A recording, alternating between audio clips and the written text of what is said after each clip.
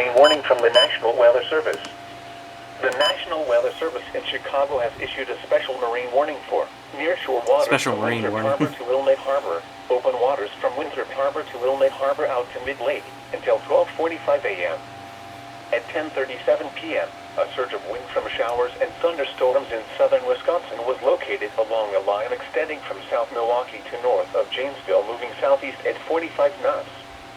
Hazard, wind gusts to 40 knots. Source, radar indicated. Impact, small craft could be damaged and briefly higher winds and suddenly higher waves. Locations impacted include Winthrop Harbor and Waukegan Harbor.